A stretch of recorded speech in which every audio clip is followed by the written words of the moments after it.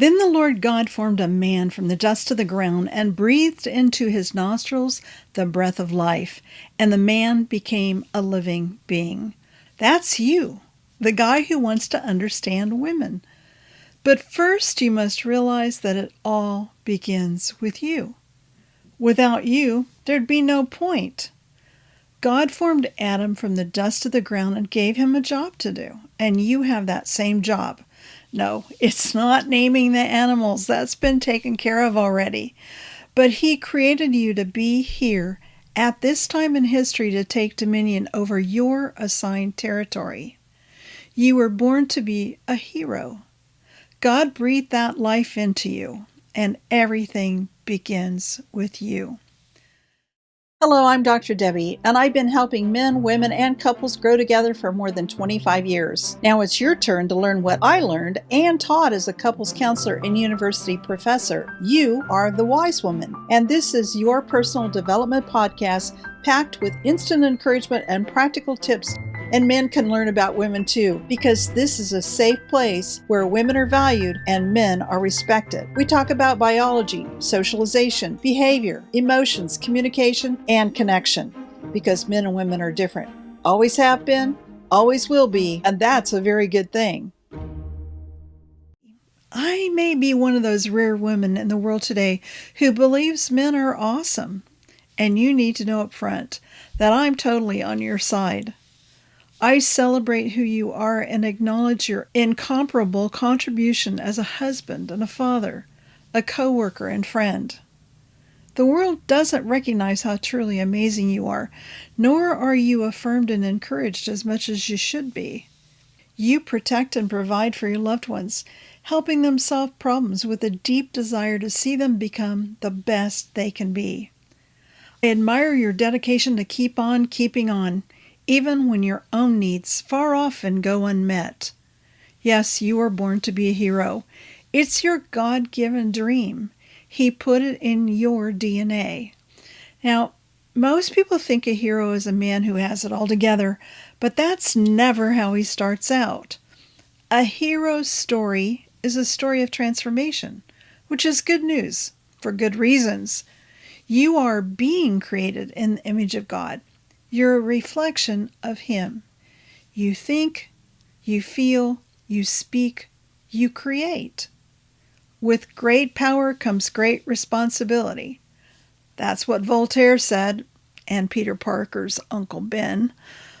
Although you're neither God nor Spider-Man, you're still powerful enough to create stuff. You can create for good or for evil because God gave you the responsibility to choose. You don't know everything, therefore some of your choices haven't been the wisest. Forgive yourself for that. No man was born knowing everything. Mistakes are just part of learning. My goal is not to teach you how to be a man. Now, you have many more qualified mentors on that topic. I've never been a man, nor have I ever wanted to be one. However, as a woman, and after more than 2 decades helping men and women in my work as a clinical psychologist, I am qualified to guide you in understanding your wife. Loving and partnering with your wife is part of your hero's journey. Including her in your journey doesn't make you less of a hero. In fact, her presence inspires you, influences your actions, and invites you into a more beautiful experience of life itself. Yes, I know her presence can also be confusing, befuddling. She's like an entire uncharted territory herself. But don't worry, I've already charted the territory for you. I speak the language and I can translate, and I'm giving you the map. But having the map won't help if you don't know who you are and where you are right now. Then the man and his wife heard the sound of the Lord God as he was walking in the garden in the cool of the day, and they hid from the Lord God among the trees of the garden. But the Lord God called to the man, "Where are you?" Just like in the Bible, we begin with you and your awareness of the great power you have. I know you already feel the responsibility, but you have the power of emotion, the power of vision, and the power of choice.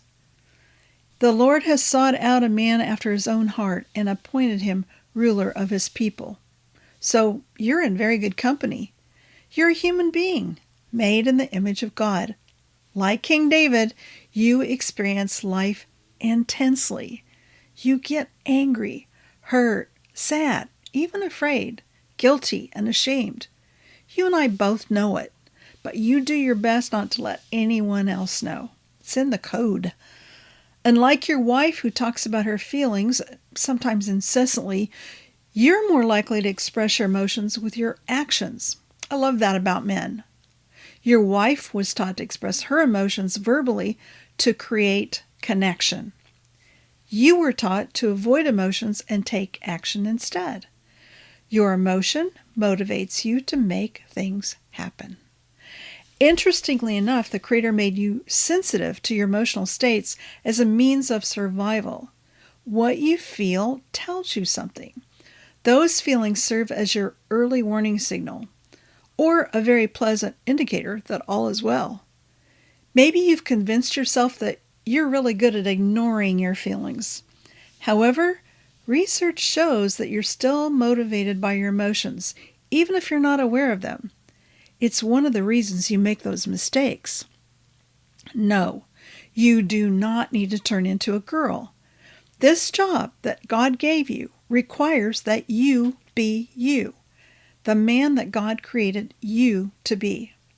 Just learn to read the signals your brain's sending you.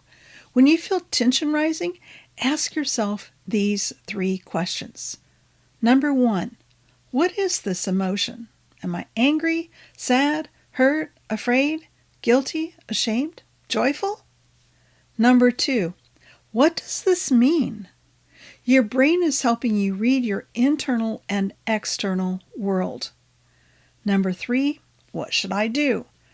After you answer questions 1 and 2, then you're ready to make a plan. Sometimes, though, you need to take immediate action without all that processing, like slamming on the brakes when a child runs into the street in front of your car. You don't have time to stop and process what you're feeling. But those 3 questions can serve you very well in the long run, especially when it comes to your wife. If you're not taking time to think at some point, you will always react defensively, unconsciously, to your experiences of primarily fear and anger. On the other hand, when you're aware of those internal signals, you have the opportunity to transform the power of your fear and anger into hope. Even when your fear and anger are your ongoing internal response to your wife's behavior. All that's part of the process, and it will help you develop the skills you need. Are you with me? Remember, I'm here to help. Thank you for listening to this episode of A Wise Woman's Guide to Men and Marriage. What did you think? Did the information raise more questions? Do you want to learn more? Head over to A Wise Woman's Guide for show notes and links to the resources mentioned in this episode at awisewomansguide.com.